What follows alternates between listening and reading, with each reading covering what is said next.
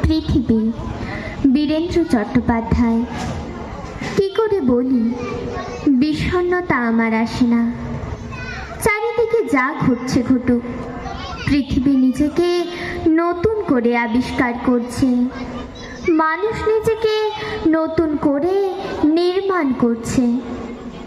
আমি তো বিশ্বাস করতে চাই, আর নিজের প্রত্যয় স্থির থাকবো বলেই কিউবার, আফ্রিকার ভিয়েতনামের মুক্তিযোদ্ধাদের মুখের দিকে তাকিয়ে নিজের বিষাদকে ময়লা পোশাকের মতো কাঁধ থেকে ছুঁড়ে ফেলতে চাই।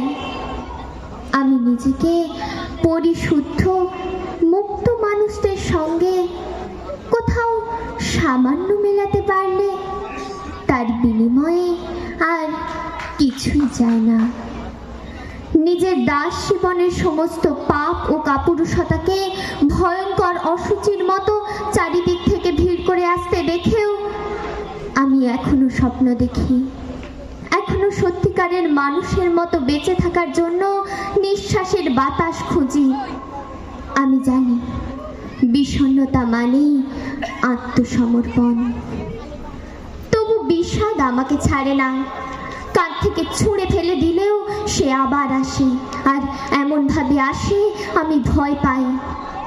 তখন আমার পায়ের নিচের মাটি আর মাথার উপরে আকাশ বলতে কিছুই থাকে না।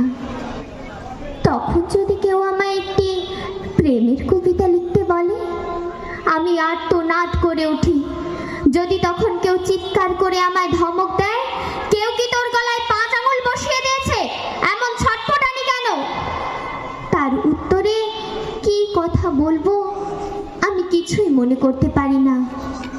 আমি কি তাকে বলবো কিউবা, কঙ্গো, ভিয়েতনাম আমার কাছে নিঃশ্বাসের মতো, আজ নিঃশ্বাস নিতে আমার কষ্ট হচ্ছে, আমি প্রাণপণে বাতাস চাইছি, বাতাস খুঁজছি, কিন্তু কাকে বলবো? আর বলাটাই কি খুব সহজ? বছরের পর বছর ধরে ভিয়েতনামকে নিয়ে যে আশা, যে স্বপ্ন, যে কবিতা, ভিয়েতনাম যে আমার ভাবনাকে পরিশুদ্ধ করেছে, যে কবিকে শিখিয়েছে কিভাবে কবিতাকে মন্ত্র করতে হয়। কিন্তু সে কোন ভিয়েতনাম? অথবা যা দেখছি সব দুঃস্বপ্ন। পৃথিবী একই রকম আছে, রাশিয়া, হাঙ্গেরি, চীন, ভিয়েতনাম, মুক্ত দুনিয়ার এই দেশ ওই দেশ, কিন্তু হিসেব মেলাতে গেলেই মাথা খারাপ হয়ে যায়। বুকের ভেতর একটা